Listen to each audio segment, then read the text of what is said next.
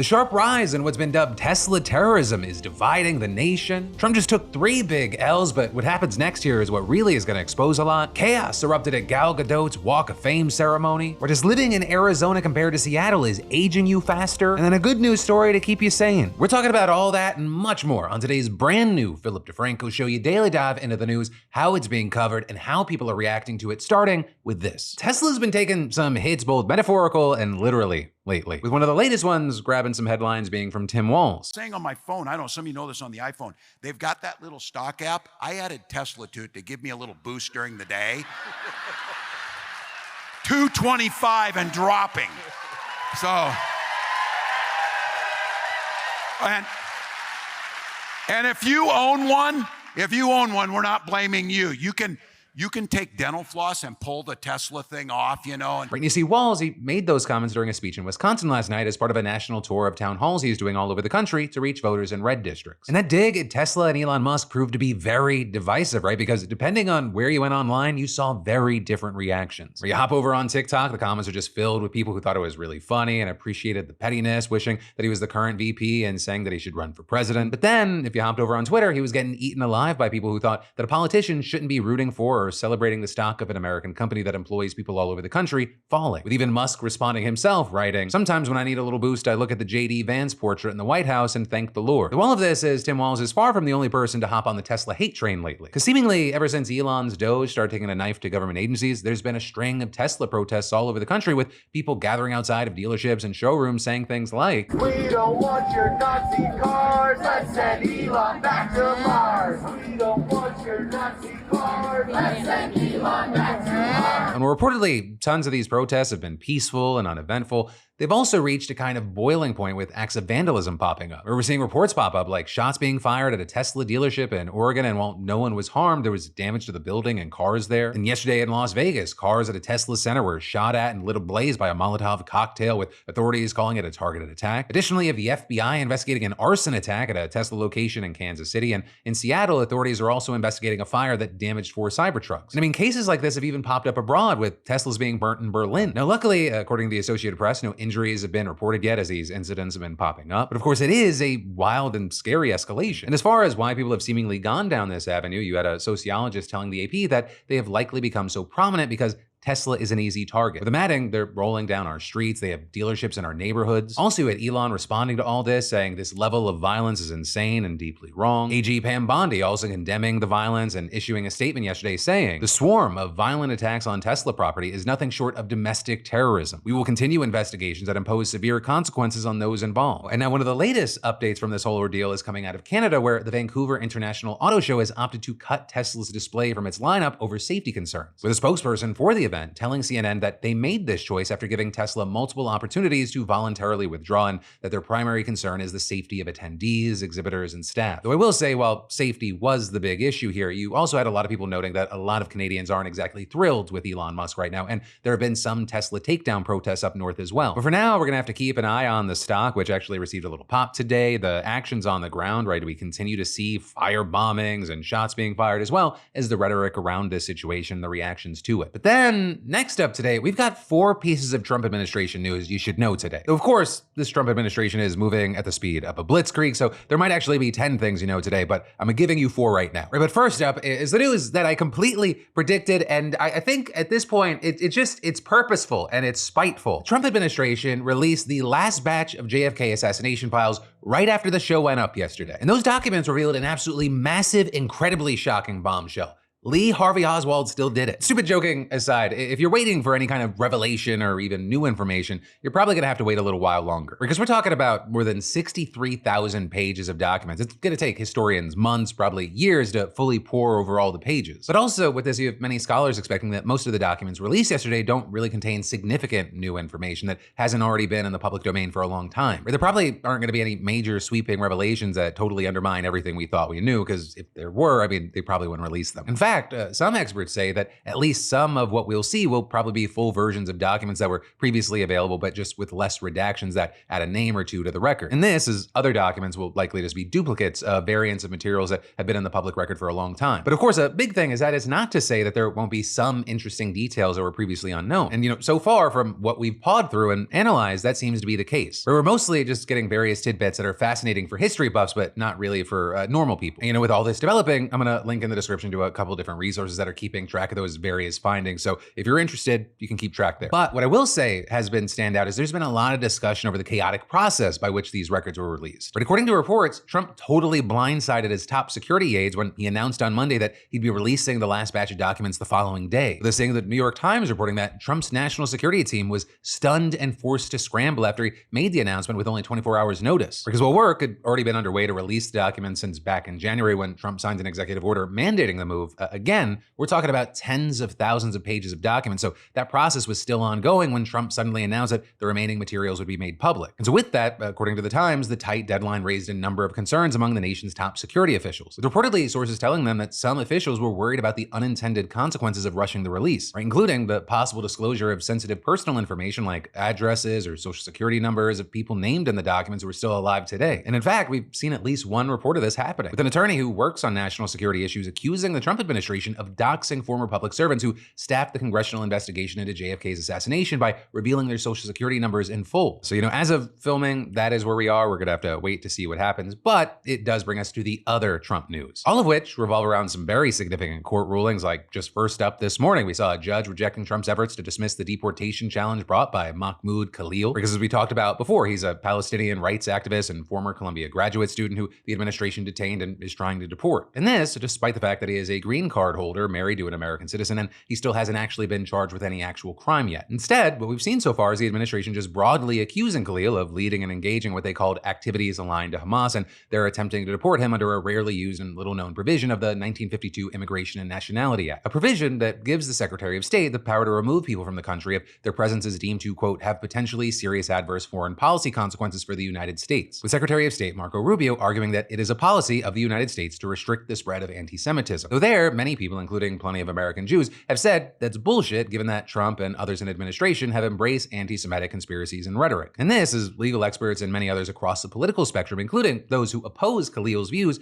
argued that it is an explicit violation of free speech, them accusing the Trump administration of trying to illegally detain and deport someone purely based on ideological differences. And that's actually something that Khalil's lawyers have argued in their effort to seek his release, with them claiming that the administration exceeded its legal authority and violated his constitutional rights to free speech and due process. And in his decision today, rejecting the administration's efforts to toss Khalil's claims, Manhattan-based U.S. District Judge Jesse Furman noted the severity of the allegations here, writing, "These are serious allegations and arguments that, no doubt, warrant careful review by a court of law. The fundamental constitutional principle that all persons in the United States are entitled to due process of law demands no less." But that also was notably not the only loss that Furman dealt to the Trump administration here, because he also rejected their efforts to transfer the case to Louisiana, where Kahlil is currently being detained. Because while Kahlil was initially arrested in Manhattan, he was then moved to New Jersey and then later Louisiana, where the government is trying to have the matter heard. But you have Khalil's lawyers arguing that the case should be heard in New York because that's where they first filed the challenge to his arrest, with also his legal team accusing the administration of trying to avoid having the case heard in New York or New Jersey. Because as experts have noted, if the matter was heard in Louisiana, it would be under the jurisdiction of the highly conservative Fifth Circuit Court of Appeals, which could have set a sweeping precedent for deportations Trump would favor. And in his ruling, Judge Furman acknowledged that the legal challenge had indeed been filed in New York, but by that time, Kahlil had been moved to New Jersey, so that is where the case should be heard. With him writing here that requiring Kahlil to move his case to Louisiana would also mean litigating far from his lawyers, from his 8 months pregnant wife, and from the location where most, if not all, of the events relevant to his petition took place. Though a big and notable thing, Furman also added that additional matters will also need to be determined by the New Jersey court, including whether Kahlil should be released or transferred from the Louisiana detention center. But regardless, right, you had Khalil's legal team cheering this move as a victory. And that notably is not the only legal setback that the Trump administration has experienced in the last roughly 24 hours. Because third up today is that a judge has temporarily blocked DOJ's efforts to dismantle USAID and ordered the administration to partially restore agency functions, marking yet another blow to Trump's efforts to purge the bureaucracy. Though, I will say very notably here, this decision appears to be especially damning for one person in particular, Elon Musk. Or with seeing the New York Times reporting that the move appeared to be the first time a judge has moved to rein in Mr. Musk and his Department of Government Efficiency directly, and adding the finding that Mr. Musk had personally and unlawfully overseen the dismantling of the agency offered a firm rejection of his operations authority authority. Right? And specifically here, the ruling in question stems from a case brought by a group of USAID workers who claim that the power that Musk had assumed over federal agencies is unprecedented in US history, and arguing that under the Constitution, that kind of authority can only be exercised by someone who has been nominated by the president and confirmed by the Senate as an officer of the United States. With the suit also contending that regardless of Musk's role,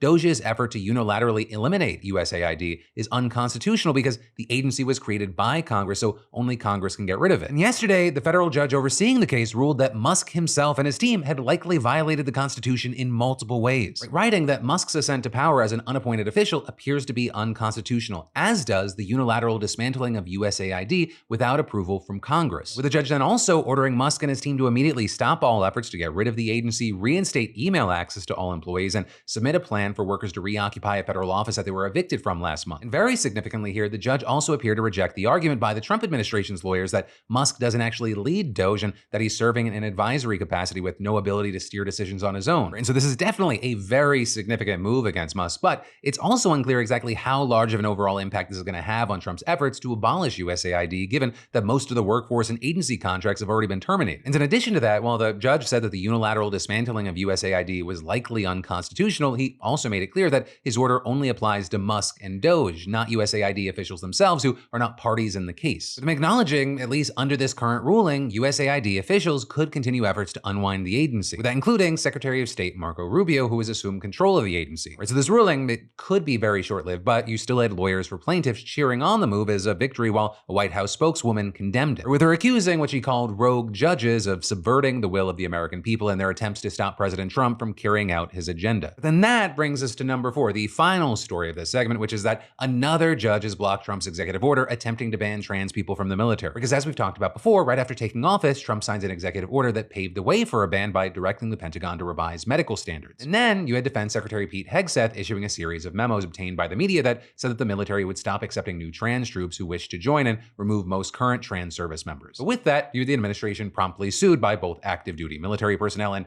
others who wished to join the service, with the plaintiffs arguing that the order violated their equal protection rights under the Fifth Amendment. And what we ended up seeing yesterday is a federal judge in Washington agreeing with that argument and issuing a preliminary injunction blocking the policy. And in a ruling, the judge specifically took aim at the language in the executive order that referred to being transgender as a falsehood inconsistent with humility and selflessness required of a service member, with her arguing there that the order's pronouncements are pure conjecture and that the policy provides nothing to support defendants' view that transgender military service is inconsistent with military readiness, and adding, plaintiffs face a violation of their constitutional rights, which constitutes irreparable harm. Indeed, the cruel irony is that thousands of transgender service members have sacrificed, some risking their lives to ensure for others the very equal protection rights the military ban seeks to deny them. They're then also going on to accuse the Trump administration's lawyers of misrepresenting the studies they provided as evidence to back up their claim. Right? And then also arguing that while policies impacting transgender troops were adopted after careful study and review, Trump enacted this order so soon after taking office that no one knows what he relied on, if anything. And so yeah, you had another setback for Trump, and this after other federal judges have other orders targeting transgender Americans, right? Including policies halting federal support for gender-affirming care for transgender youth and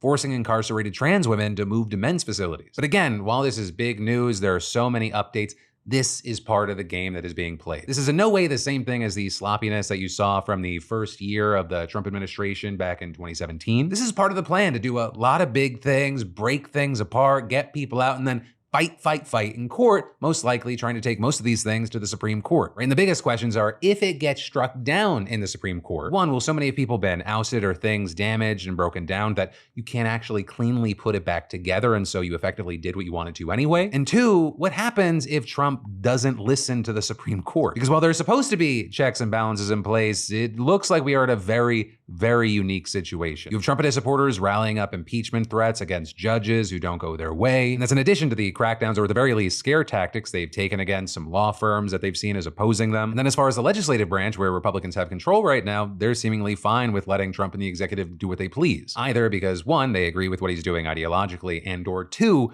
The people around Trump, including the richest man in the world, threaten anyone that goes against him with primaries, refunding opposition and giving them the boot if they don't vote their way. And then we'll get to more news in just a moment, but first, y'all know we're a full-blown dog family. And I know many of you want to feel good about what's in your dog's bowl, right? That's why it's important to choose food made with real human-grade ingredients. And I mean, I started my dogs on Today's Sponsor Sundays early on, but it's not too late to start a healthy food plan for your dog, no matter what age. After all, they age too. Slower metabolism, lower energy. I mean, that sounds familiar. Well, Sundays provides human-grade ingredients like real meat, organs, and superfoods, and zero artificial junk to help keep your furry friend on the healthy side. It's an actual vet created Sundays, a vet who knew that kibble wasn't cutting it, but didn't have time for home cooking, because who does? Plus, Sundays is air-dried like beef jerky, so you can store it easily without taking up fridge space. And truthfully, like home delivery dog food, it is a real-life game changer. So if you're ready to level up your dog's diet, just head to sundaysfordogs.com/Phil or scan the QR code to get 50% off your first order of Sundays. That's 50% off your first order of dog food with human-grade ingredients. Sundaysfordogs.com/Phil. Your dog will be happy you did. But then, next up today, we need to talk about Trump, Putin, Zelensky, and the war. Because yesterday, as you may have seen, President Trump and President Putin had a long phone call, with some hailing it as a positive step in ending the Ukraine war, and others calling it a clear example that Putin is in full control. With the call ending up being about an hour long, and by the end of it, the White House said that both leaders agreed this conflict needs to end with a lasting peace, and saying they also stressed the need for improved bilateral relations between the United States and Russia. The blood and treasure that both Ukraine and Russia have been spending in this war would be better spent on the needs of their people. We saw the Kremlin largely echo that, with their spokesperson saying this morning that both the US and Russia understand each other well. And in a post on Tuesday, we saw Trump giving some details about the ceasefire, writing, "We agreed to an immediate ceasefire on all energy and infrastructure with an understanding that we will be working quickly to have a complete ceasefire and ultimately an end to this very horrible war between Russia and Ukraine. We also know that a prisoner exchange just happened today, but this news probably falls short of the 30-day general ceasefire that Zelensky had previously agreed to." But with that, you had Trump himself saying that a general ceasefire wasn't possible without more talks, telling Fox News in a pre-taped interview. Well, you have a situation where you have a lot of guns pointing at each other, foolishly, because it would have never happened if I were president. That was not a war that was supposed to happen, and it did happen. So that's where we are. And right now, you have a lot of guns pointing at each other, and a ceasefire without going a little bit further would have been tough. Russia has the advantage, as you know. And while Zelensky said that he was skeptical about the limited ceasefire, he also said if there is a partial ceasefire, this is a positive result. Except, it's possible that Russia may have thrown a wrench into any serious peace talks already. And that is because just hours after speaking with Trump and claiming to agree to a limited ceasefire pending more talks, Russia launched a series of drone strikes all across Ukraine. Now, technically, this wouldn't violate the limited ceasefire as long as energy infrastructure wasn't hit, but according to Ukraine, the drone strikes did just that, with Zelensky saying, "This confirms that we must continue to pressure Russia for the sake of peace," and adding, "Only a real halt to Russia's attacks on civilian infrastructure can signal a genuine desire to end this war and bring peace closer." And just as I was recording and finishing things up, Russia came out and made their own accusations that Ukraine was the one that actually broke the limited ceasefire by targeting Russian energy facilities this morning. All of which then brings us to this morning with the news that Trump and Zelensky reportedly had their own call that Trump described as very good, with them then also going on to write on Truth Social that much of the discussion was based on the call made yesterday with President Putin in order to align both Russia and Ukraine in terms of their requests and needs, and claiming we are very much on track. From here, U.S. Special Envoy Steve Witkoff will be working on trying to get a full ceasefire going, and talks for that are expected to happen over today and tomorrow, with a bigger meeting planned to happen in Saudi Arabia on Sunday. And it appears optimistic that this ceasefire on energy infrastructure is just a short jump to a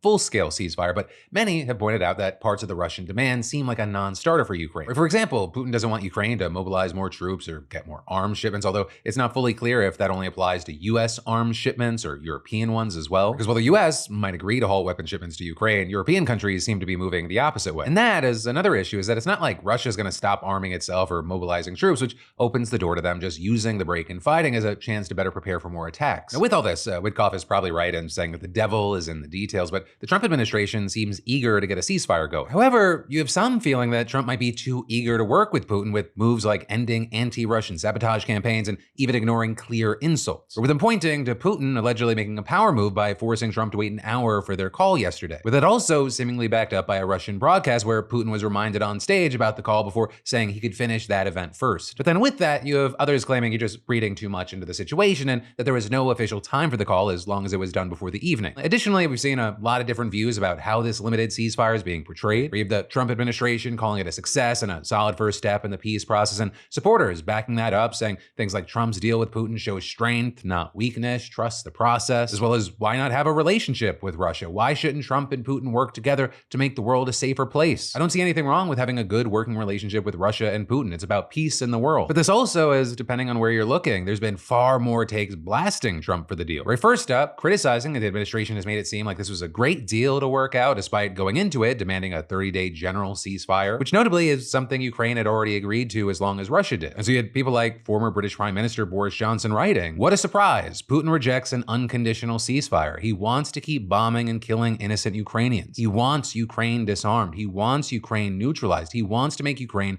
a vassal state of Russia. He isn't negotiating. He's laughing at us." And then on top of that, there's an argument being made that the ceasefire and energy infrastructure disproportionately helps Russia, right? And that is because Ukraine has increased attacks on Russian oil refineries, which are a major source of income there. And so for many, in the end, there is a real sense that the Trump administration has made it very clear that they are moving in a pro-Russia direction, especially because on top of all this, there's news coming out that other pro-Ukrainian programs are being cut, right? Such as a massive database the US has been keeping of Ukrainian children that Russia had abducted and forcibly moved, with there now being concerns that the database will be or has been deleted completely. But really, for now, where we're at is the situation happened, a lot of people are reacting, and we're really gonna need to wait until Sunday to have a much better idea of whether a serious ceasefire is actually on the way. And of course, in the meantime, I'd love to hear from you. What are your thoughts here? Let me know in those comments down below. But then, next up today, we need to talk about this news that I'm gonna ask you to put yourself into the story for a minute. So imagine being locked up and told you can't call your family, not because you misbehaved or you did something wrong, but because the sheriff would rather cut off all inmate phone calls and comply with a federal rule to make them affordable. Because that is exactly what's happening in one Arkansas jail. But also a key thing is that this ties into bigger questions about what's to come as the FCC heads towards a new Republican majority that's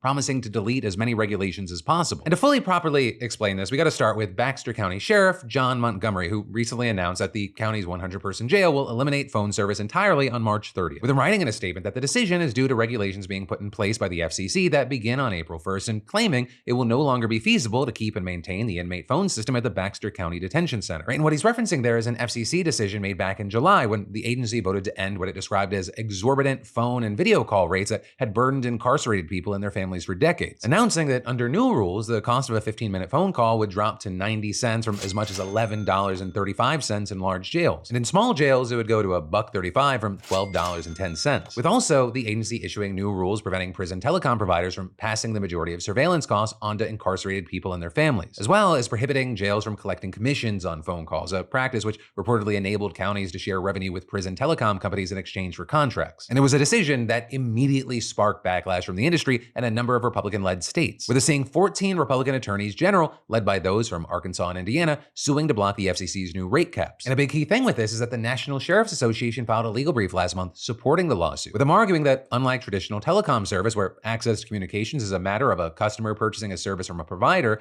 access to IPCS for incarcerated people is not a given. And there, you had Sheriff Montgomery making a similar argument, claiming an inmate phone system is a means of communication that may be provided for inmates at a detention center, but it is not required to be provided by law. Though notably, then also announcing that the prison would be offering additional in-person visitation dates and/or times to compensate, as well as more frequent local radio broadcasts to inmates of local news and community information, and saying, "We regret that the federal government took this step last year, as we know this will place a hardship on families." And adding, if at such time the FCC reverses their adverse regulations, the Baxter County Sheriff's Office will revisit the feasibility of re-implementing the inmate phone system. And so with all that, and now with Trump in charge, you have many wondering if the agency may do just that. And then also beyond that, wondering what they might do or rather undo. Right, on one hand, even Republican Brendan Carr, who's now FCC chair, voted in part to approve the new prison phone call regulations. But since Trump's been inaugurated, he's been investigating media organizations and been looking into DEI practices at Verizon and Comcast. And then, even more recently, he announced that the agency is launching a massive new deregulatory initiative, or with him opening a new docket entitled Delete, Delete, Delete, in which the agency seeks comment on every, quote, rule, regulation, or guidance document that the FCC should eliminate for the purposes of alleviating unnecessary regulatory burdens. With Carr saying in a statement, under President Trump's leadership, the administration is unleashing a new wave of economic opportunity by ending the regulatory onslaught from Washington, and adding the FCC is committed to ending all of the rules and regulations that are no longer necessary. Though this, of course, is you have experts saying that his actions against independent media and going after DEI seems to be the very opposite of deregulation. But, I mean, however paradoxical or hypocritical people may find this, implementing this agenda will soon be getting easier. Right? And that, in part, because Democrats Democratic Commissioner Jeffrey Starks announced this week that he will resign from the agency this spring, and that's going to leave a Republican majority. Though also, in any case, the Republicans likely would have gained a majority soon, as Trump has already nominated a Republican to fill another empty seat. Though I will say, with that, U.S. law prevents any party from obtaining a supermajority, so Trump can't totally stack the commission. But still, we're seeing experts and critics warning that a lot of damage could be done, but for now, we're gonna have to wait to see how this plays out. And then we'll get to more news in just a moment, but the rise of scams and fake websites out there, it's insane. Scammers are getting better, it's scary, and these fake sites are often riddled with malware. They've gotten so sophisticated that even the most skeptical people I know, they've been fooled. I mean, this can happen to any of us, and especially to loved ones who may not be as tech savvy, and that's why everyone needs a VPN, right? I mean, I use NordVPN, who's also our fantastic sponsor today, to keep my digital life secure. My wife and the kids, they love using it to access streaming content from around the world, my kids especially with anime, but increasingly, I'm grateful to Nord for providing the best shot at maintaining access to information. And I love that Nord keeps me anonymous online, right? They mask your IP address, maintaining your privacy. And with thousands of servers worldwide, you can access anything, stream your favorite shows, and enjoy fast, secure P2P sharing. With NordVPN enabled, your data is encrypted and flows between your device and Nord's secure servers. And whether it's cyber criminals intercepting your data or state actors attempting to block you, Nord keeps you protected. Right now, you can get a huge discount on a 2-year plan plus an additional 4 months free at nordvpn.com/Phil. That's nordvpn.com/Phil, or scan the QR code because it's risk-free with Nord's 30-day money-back guarantee. But then, next up from that, in entertainment news, the controversy around Gal Gadot, it bled into the real world yesterday. In that, because she was getting her own star on Hollywood Boulevard, and those are kind of big to-dos. There's a whole event, you have speakers lined up to honor the moment. But according to the LA Times, protesters managed to delay the ceremony with both pro-Palestine and pro-Israel groups present, holding signs and flags and chanting. For those unfamiliar why there would be a conflict or controversy around, Wonder Woman getting a star on the Walk of Fame, you had people noting that Gal is Israeli. She's reportedly the first Israeli actor to get a star. She's also been very vocal about her support of Israel, and she previously served in the IDF. And so with all that, you had one protester telling Reuters, because we need to boycott everything that is related to Israel, including arts and culture.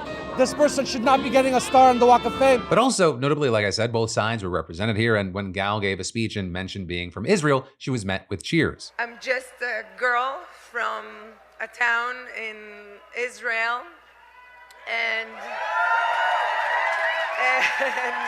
yes. Also, as this was going down, there was reportedly a scuffle between the two sides, with a Variety reporter writing that a pro-Palestine demonstrator stole a pro-Israel protester's flag and posted a video of what appeared to show the person running away and getting chased, with police joining the chase on foot. Down the way! Musical reimagining of Disney Studios' classic 1937 Right, and that same reporter also sharing footage of protesters getting handcuffed against a wall, but according to the LA Times, no arrests were made. And notably, all of this comes as Gal's making more headlines than usual right now because she's in the Snow White live-action remake that's coming out this weekend starring as the evil queen. And with that, it seems like the potential for protest was anticipated by Disney because last week there were reports that the studio opted to scale the film's premiere back due to Gal's controversies. Though that also due to other mostly unrelated backlash that Rachel Zegler, the actress playing Snow White, had previously faced, including from people who called her casting woke or did not like comments that she made about the original animation. And this, as you also had others noting that Rachel's views on what's happening with Israel and Gaza, they're kind of the opposite of Gal's, as she posted free Palestine messages on social media. Though as far as how much this is actually going to affect the movie, that remains to be seen. Or you have Disney still hoping for a box office success, aiming to make around $50 million stateside and another $55 million abroad. But as far as if it's gonna be a winner or loser, we should see in the next few days. But then, next up, we've got news that can be summed up in 4 words. Cold good, hot bad. Because that is the conclusion of a new study that looked at the link between heat exposure and what scientists call your epigenetic age. You've got your chronological age and then your biological age. Which, to fully understand, you could just look at anyone with progeria, which is the rare genetic disorder that causes them to age several times faster than normal. Where you have folks like this kid, for example, who's only 12 years old. Even for everyone else, there are lots of things from diet and exercise to stress and pollution that can speed up your biological clock. And one of the ways that scientists measure this is with epigenetics, right? So your DNA is packed together by something called chromatin, but some areas are packed more tightly than others, with the more tightly packed genes getting suppressed and the more loosely packed ones expressing themselves, which is all good and normal so long as the chromatin tightens and loosens around the correct genes. But in the time that you've been watching this video, your DNA has naturally broken apart in millions of different places. And just as fast, your cells have rushed in to repair the damage, but in doing so, they have slightly altered your genetic structure. And so the chromatin tightens in some spots and loosens in others, particularly the areas around breaks, meaning that genes which should express themselves themselves don't, and genes which shouldn't express themselves do, with these changes accumulating over the course of your life, offering scientists a convenient metric for biological age. And so for this study, the researchers took blood samples from over 3,600 older adults across the US and then compared their epigenetics to their heat exposure over a 6-year time period. And what they found was dramatic. For someone living in a place that went over 90-degree temperatures for at least 140 days in a year, say Phoenix, Arizona, they could age up to 14 months faster than someone living in a place that only got that hot 10 days in a year, say Seattle. And very notably, that's after controlling for finances, education, physical activity, and smoking. And the consequences, it extended way beyond just your beautiful skin getting a few more wrinkles. Right? Premature aging's been linked to an earlier onset of dementia, diabetes, and cardiovascular disease, among other issues, with the study's lead researcher telling NPR that the impact is similar to the effect of smoking and drinking. And y'all, that's on top of the immediate dangers posed by heat stress such as stroke, heart problems, diabetes, asthma, and weakened immunity. And the thing is, whether you're in Phoenix or Seattle, climate change is going to make all of us feel these effects more. With seeing the National Climate Assessment projecting that the number of extreme heat days in the US could rise by 20 to 30 across much of the country by the middle of the century. And so that pressure, it could make people age faster biologically at the same time that the country as a whole is becoming older chronologically. And those trends interact since older people's bodies deal with heat less well than younger people's. They tend to sweat less, feel less inclined to drink water, and have less blood flow to the skin. With a heat physiology expert telling NPR, it's basically like if you're trying to tread water and someone hands you a brick. It's extra strain on all your physiological systems. It's just an extra weight that needs to be responded to in order to maintain homeostasis. Now with this, I'll say as eye-opening this study is, there are still a lot of questions that need to be answered. Things like how staying indoors and using air conditioning affects aging, what kinds of epigenetic changes heat exposure causes, whether acute exposures cause long-term effects, and whether the aging process is reversible. But, since people are not going to stop getting older or dying in the near future, I imagine that we're going to be getting more research in the future. But in the meantime, wear some sunscreen, drink some water, and stay cool. But then from that, let's talk about your daily prescribed dose of good news. So the story begins just over 3 years ago with seemingly the most ordinary of women, Jessica Higgs. She was an Instacart shopper in Dalton, Georgia, and one day she recalls getting an order that at first she ignored. But then, after finishing the rest of her order, she says she noticed it was still sitting there a little while later, so she figured, why not? It's a little bit of extra money. With her then going to the store and grabbing all the listed items, saying that she learned that they were for a woman's elderly father who couldn't shop for himself. Right, and then she recalls arriving at the house with the woman having instructed her to leave the bag on the porch, but when the father opened the door and greeted her, she thought he looked sick. And so feeling an intuition that she needed to help, she says she brought the groceries inside for him. And immediately she says that she felt dizzy, smelling a strong odor, and noticing the culprit, a propane tank. Now with that, understandably, she wanted to message the man's daughter about it, but here's the thing. According to her, Instacart policy prohibited shoppers from entering customers' homes. With being a 27-year-old single mom just trying to pay her rent with Instacart as her sole source of income, she says even a small risk of losing her job was scary. But in the end, she ended up hitting send on the message and saying, I came to realize someone's life is more important than my job. And so that's it. It was done, but then the next day she got a notification from Instacart. Except it wasn't the company firing her. Instead, it was the customer telling her something that immediately broke her down with her opening up TikTok and recording. She changed her tip from $14 to $100, which I'm grateful for, but I'm crying because of what she commented this morning. And I'll show you. Commented, thank you so much. Once my son went to check on my dad, it turned out it definitely was leaking. You definitely saved my dad and my younger son's life.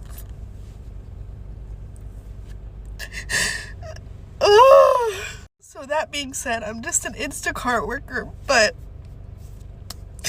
if you see something, say something, and I did, and I'm so happy I did, and I'm so happy that he can live a better life.